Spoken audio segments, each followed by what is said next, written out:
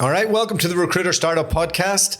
I'm your host, Dualta Doherty, and I'm here with Manu and Lander from Spott. How's it going today, boys? Very good. Lovely. Very good. So, Spott, what is it? Tell us quickly. Yeah, so Spott is like an AI-Native ATS and CRM. So the new modern ATS with all kind of AI capabilities built in from the start. Okay, so is it like, so I open it up and everything's in there. I don't need to buy lots of other things and put it in? Yeah, exactly. And that's important because if AI is really good with having kind of the full context, all the messages, all kind of the communication with everyone, clients, contacts. So yeah, it's kind of all in there. It's an all-in-one with the AI. All right. So my team have recently migrated across. They're loving it. And they'll tell me if they're not. That's good. They have a proper, yeah. Because recruiters they're not easy people, right? And if you interrupt their workflows, it can be hard. Definitely. Time is money for them. Yeah. So guys, look, today I suppose there's a lot of things that interest me about you guys. Firstly, you're in Belgium, in Leuven. Mm-hmm. It's not the Mecca of recruitment. That's true, right? It's not the place where I envisaged somebody would be having a crack at taking over the ATS world, and you're a bunch of friends. You've done it over the last while. Tell me a little bit about the origin. So, where did you guys meet, and walk me through a bit of that journey? Yeah, we're three co-founders, so Manu and Samuel. I think both of us, or the three of us, I think we got to know each other like 8 years ago. It was actually in Leuven. So we were just studying here. We're all doing the same course, business engineering. Met through some student club and basically like hit it off immediately afterwards. So that's where we became best friends. Yeah. And I think spent all of our holidays together after that for like the next few years. All of us ended up in consulting, working in Brussels. Yeah. They're different companies, but always stayed in touch. Did that for about 2-3 years each. Happened to be in touch with the recruiting space quite a bit, like each of us individually. And in what way? Yeah, we have these different projects, right? You rotate through while you're junior. And we're working for these firms that are either staffing, recruiting firms like bigger agencies, both Europe, UK, I think even Middle East, as an example. Yeah. And at some point, we put our heads together and thought, let's do something together, right? Instead of like working at these consulting companies. Yeah. And just talking about it, we didn't even know about each other that we were working for the recruiting space. Concurrently, we didn't know about each other.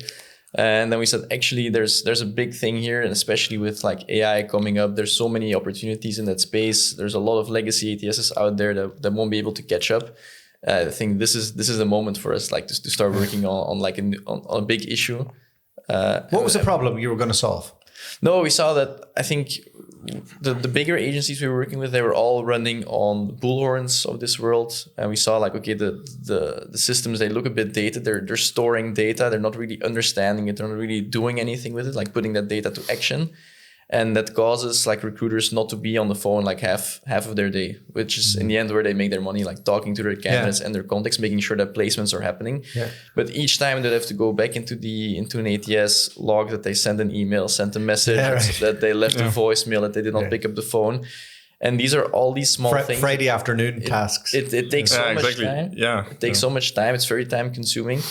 And that's where we said, okay, this needs to change. And especially with AI coming about and like being able to match your candidates, draft your messages, all these like tiny little admin related items, we thought, okay, we need to get this out of here and out of this business as soon as possible. So 3 Belgian guys, relatively no recruitment experience. How dare you? How dare you try and do this? One of the things that interests me about your journey is... and I'm obsessed with San Francisco startups and what that world is. Walk me through. So you're in a cafe probably. You're having a talk. You're long-term friends. You've discovered that there's a bit of a problem with the ATS world. You think that there might be a solution of knitting it all together.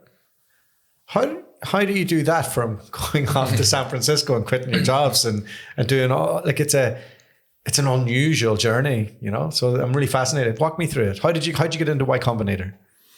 I think we also had some friends who were also we're also in my Combinator and founded different companies. Yeah. So we already had some discussion about what it is to found like a company, etc.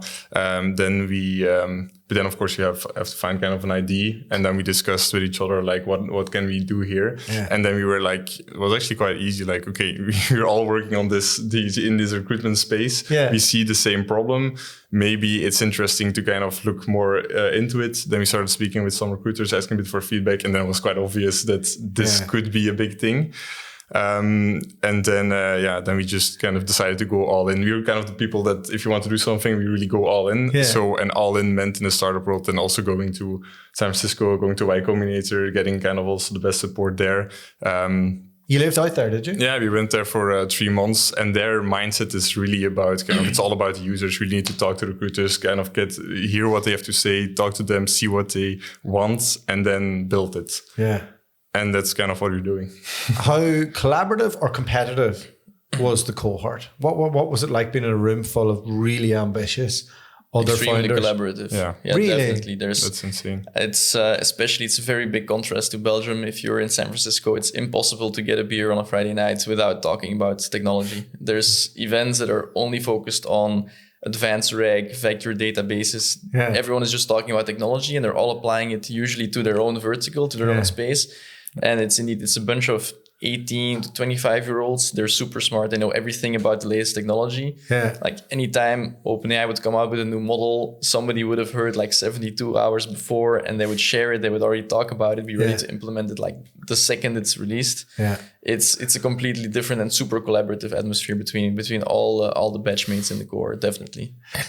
So what was it? What did the 3 months entail? So you make an application, obviously. You get accepted. Do they fund your trip to go over there, or like, can you walk me through what the finances are at an early stage? Yeah, exactly. They make an initial investment of $500,000 just to get you kind of all right. going. You're very blasé about this. How did it feel when $500,000 hit your bank account and you're going to San Francisco? Like, this is... Honestly, the feeling is good, obviously, but it brings, I think for us, it brought more stress, because then you knew that, okay, now it's for real. Yeah. And we got into YC relatively early, like when our product was in really early stages. Yeah. And then we knew, okay, now we actually need to make things happen, actually get this out there and make sure that it's like a worthy product that people want to use and love to use. And we only had 3 months. So as of that moment, the clock immediately starts ticking, and you know, okay, now it's actually time to put the pedal to the metal and make sure we're out there in 3 months. And what did you learn? What did you do? Like, how do you go from having I presume you had an MPC before you went. Yeah. And it completely changed probably in the 12 weeks that you were there, right? Because you're getting user feedback, you're amongst brilliant minds.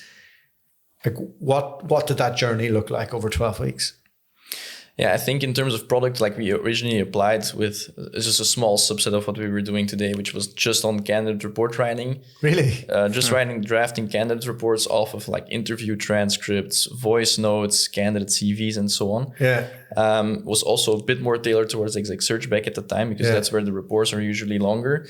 And then I think very early in our journey, we realized actually if we want to do this properly, like from the core, we should move into the ATS direction. Yeah. And so we started building towards that. That was there in... Yeah, towards like November, December. So we started as of in January. Yeah. And we realized, okay, that's the direction we want to move towards. And that's actually the product that we wanted to put in front of investors again after 3 months. So we just had to start working on the ATS, on the core of the ATS, like in December. Yeah. And we knew we had to get that done like within the next 3-4 months. And that's why we were so nervous, because in the end, the product that we presented was no longer the report writer at all anymore. That was just one tool, part of like 20-25 tools that we have in the current system. So it's completely changed over the course of that period.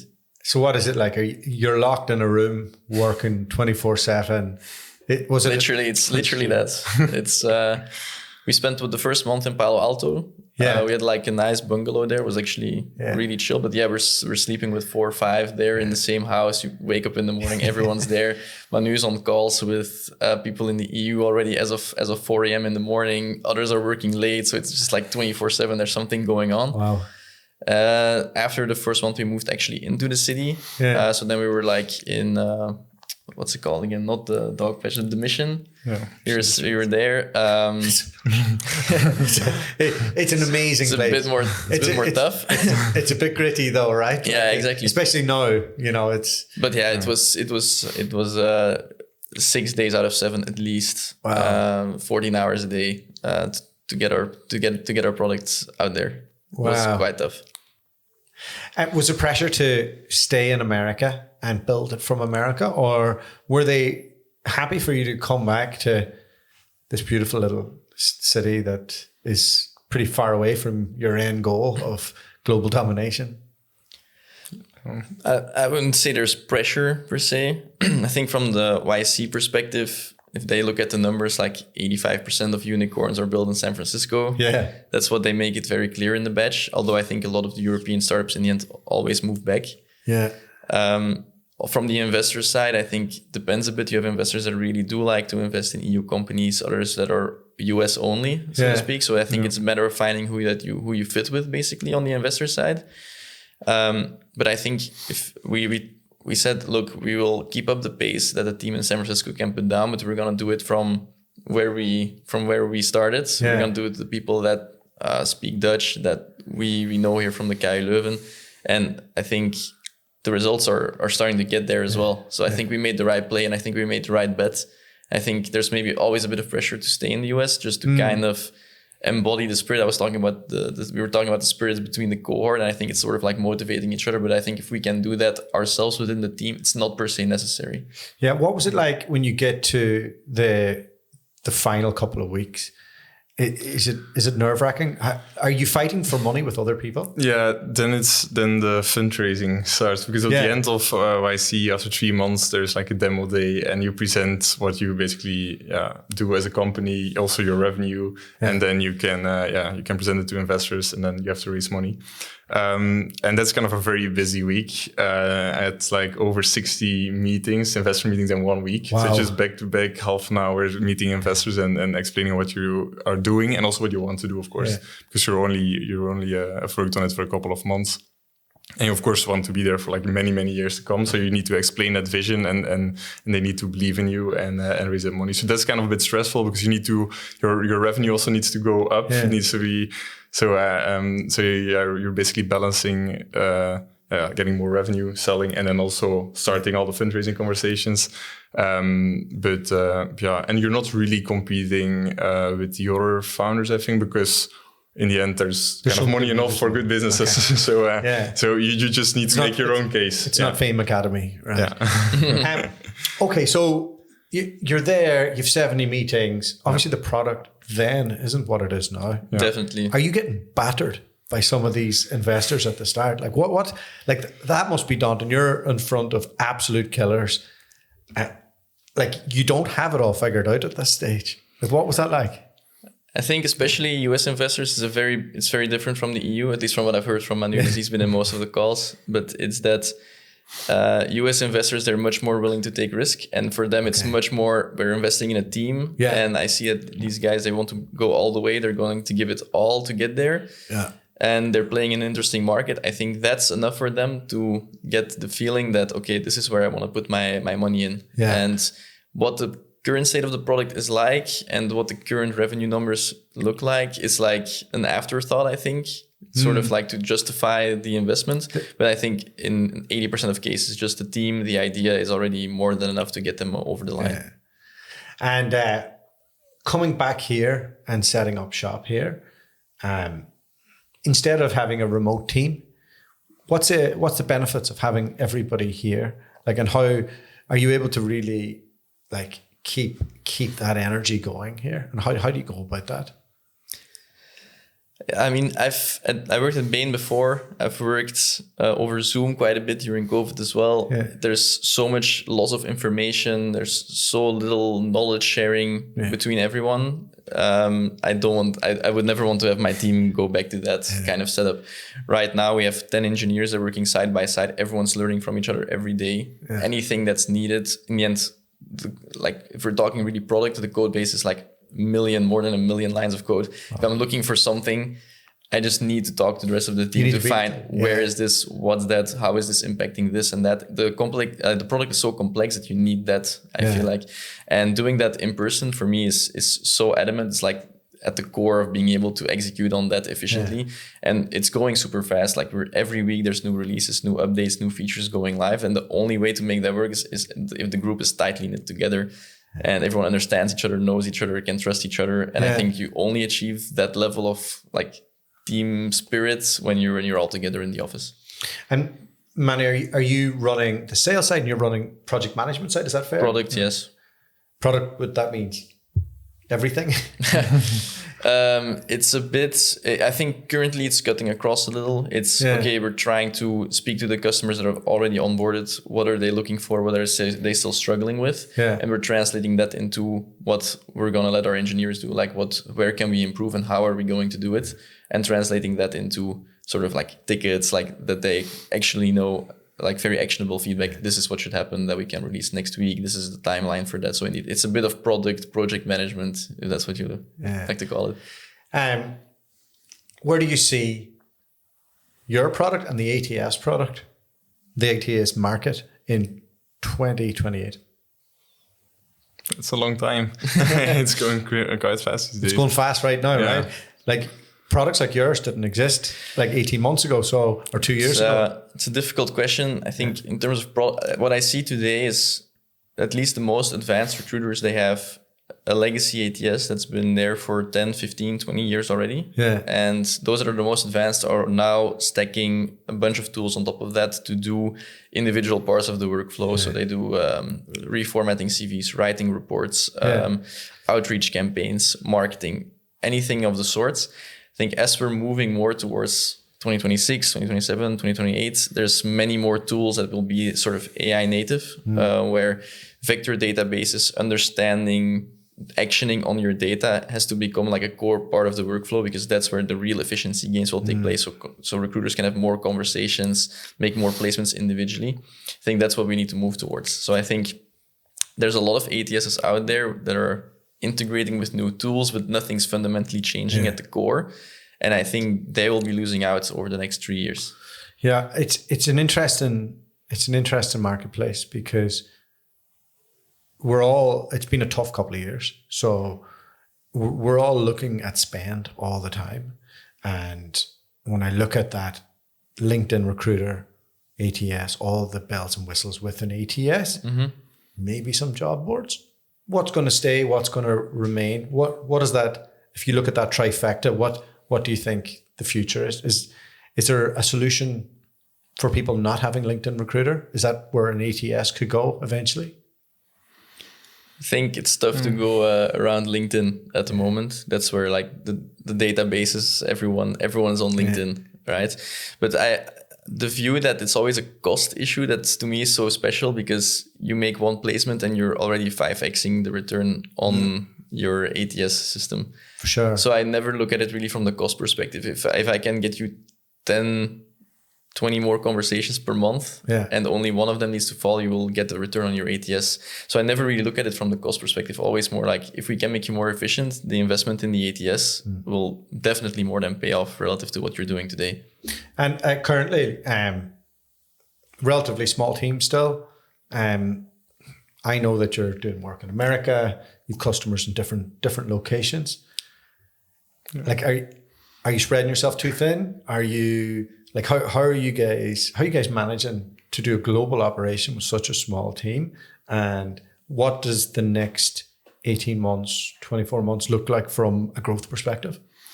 Yeah, so at the moment, I think, we kind of have to expand our team at some point. There are a lot of benefits of staying small, because you're close to each other and you can kind of go as fast as possible. But we're definitely expanding. But you don't want to go from like 10 employees to 100 at like one single point. We just would kind of slowly grow it, so that everyone kind of embraces the culture. And I think that's important. So probably next year we will be with 20, 25 people. And here still? that's still kind of up for discussion. I think the engineering team, we definitely want to stay kind of together, but then sales, can be more in UK, US, maybe set up satellite office, also have customer success. It's also important. And at the moment, we just have to work very long hours to kind of also deal with it. Because we want to be there for our customers. And for example, the US as well, that just means that we have to work so late evenings. None of you guys have ambitions to move to New York within the leadership team, or you're all happy here in Belgium? I think you do have the ambition to also go to New York, but we really want to also stay together as founders, because that's quite beneficial. Because also when we were in my Combinator, I also flew back for some customers in Europe for like 2-3 weeks, and you immediately see like, it's actually important for the founders to also be together. So you can do that, but I cannot just live in New York and then London and then somewhere here in Belgium with the engineering team. That's also not an option. So it needs to be, you can open an office there, but you cannot just live in different places. Well, one of the things that's impressed me about you guys is you are you're open to feedback, and you need to be. Well, you say that, right? And I've dealt with so many people, and a lot of them are like, no, we know, don't worry about that. Yeah. But anytime I've dealt with you guys and I've said, look, it's a 30-man business, they need this, and this, it seems to get fixed. So what does that feedback loop look like internally? Are you are you going to him and then he's demanding the engineers, or how does that whole thing work? So it currently works is on the sales side. So if I'm doing sales and there is a prospect and they're very interested in our product, but they are, for example, an agency with more than 100 users, for example, then they mention, okay, I really like your product, but like these 4 things are definitely needed. And then I just discuss it with him and see if it's possible. Does it fit? Landers, you're not going to sleep for the next. Does it fit our timeline? I always say yes. It's gonna. And then we make a plan and then we kind of do it. That's on the sales side, but I think product is also and I think there's also requests coming in through other channels, like for onboarded clients already, and I think it's just sort of a puzzle that I need to make every day or at least every week. Like, what's the priority? What are the priorities? Who can do what? Also, because obviously we have a lot of different skills in the team. We know who likes to do what, who's really good at doing X, Y, or Z. And it's sort of like puzzling it together. Like, how can we optimize to make as many people as possible happy for our next update on Friday? That's sort of what we're doing. How do you decide what integrations you do and what you develop yourself? This is the core question of any ATS, right? Yeah, I think the rule is rather clear for us. It's anything that we perceive as being a core function of the ATS. I think we want to pull in-house. Anything that's related, for instance, to matching, to updating your candidate profiles, and as an extension of that, sort of your note taking. We want to have control over that, so we know exactly what audio is coming in, how we're going to be transcribing that, what updates it's going to make. We don't want to leave it to other parties, because all of that is going into feed. It's like sort of the start of the matching engine, and it's the start of the outreach campaigns. So that data, we want to be very clear on what comes in and what goes out. In terms of integrations, obviously you have the obvious ones like an Outlook or a Gmail to synchronize your emails. Something that's a good example is, for instance, on voice over IP. We were thinking of doing it in-house, but there's so much stuff that's not core to our business to manage dealing with different phone numbers in so many different countries and SMS providers, and you need telecom licenses and you need to port numbers. It's so far away from our core that's where we're looking for integration selectively. They provide us with audio, and that's where we take over. We're going to make sure that we get the highest quality speech-to-text transcription, use that data to feed back into the profiles, and so on. So that's a bit our guideline. Like, if we think it's super essential to what we're going to be doing along the full way, end to end, then we want to do it in-house, and only like for very specific things that's really not core for an ATS to do. That's where we're looking at integrations. Okay. It's a tough one. Yeah, definitely. Yeah. And in the future, are you going to go after talent acquisition as well, or are you going to focus just on the agency world? We have no plans at all to go to talent acquisition. Just only focus on agencies, because we really believe it's kind of a different product. Yeah, it's you're kind of a middleman. You are presenting candidates to a client. It's a completely different workflow. While TA, they focus more on kind of onboarding, and they don't need to present it because they're basically presenting it internally. And we have seen some agencies kind of setting up hundreds of different departments and then using that as clients, but like it's a complete mess. And so we want to focus on agencies only. All right. Okay, I think that's almost us today.